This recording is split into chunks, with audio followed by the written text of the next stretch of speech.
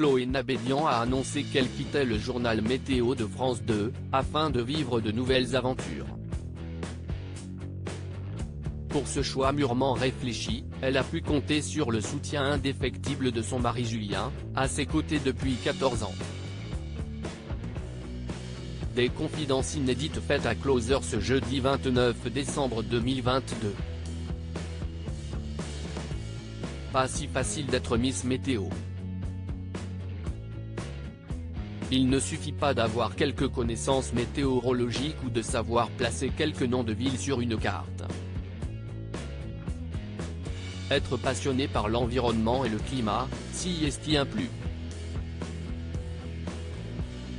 D'autres qualités sont aussi nécessaires pour présenter un bulletin météo digne de ce nom, être confiante face à la caméra, bien articulée, être pédagogue, et bien sûr, ne pas oublier de sourire. Certaines Miss Météo nous accompagnent au quotidien depuis des années. Elles deviennent alors un personnage de notre quotidien, et certaines y vont de leur signature, comme Evelyne Delia et ces mots qu'elle prononce avant chaque bulletin météo. Toutefois, parfois, rien ne se passe comme prévu.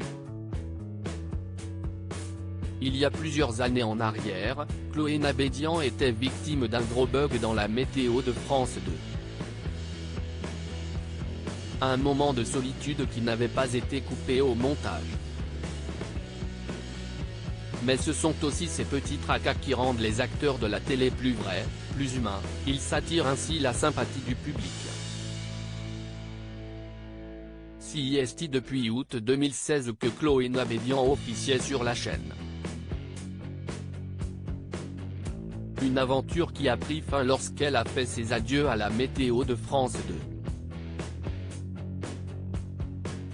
Chloé Nabédian peut compter sur le soutien de son mari. La jeune femme de 37 ans entend désormais développer d'autres projets autour du climat et apporter du décryptage sur ce sujet, a-t-elle expliqué à l'antenne.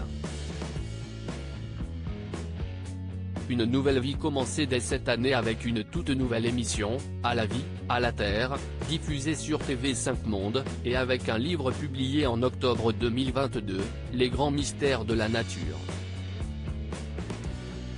C'est auprès de nos confrères de Closer qu'elle s'est confiée pour la première fois sur le soutien inégalable que lui apporte son époux, Julien, dans cette nouvelle voie. Je rêvais de ce livre depuis 6 ans, un sujet que j'avais proposé en télé et en radio, sans succès. C'est pourquoi je les mentionne, lui et Augustine, comme un clin d'œil, une façon de boucler une boucle avec les deux personnes qui sont extrêmement importantes dans ma vie, comme une sorte de protection pour cet ouvrage, détaille celle qui a été touchée par le message d'un acteur international. Voilà 14 ans maintenant qu'elle partage sa vie avec son mari, celui qu'elle décrit comme un soutien et allié.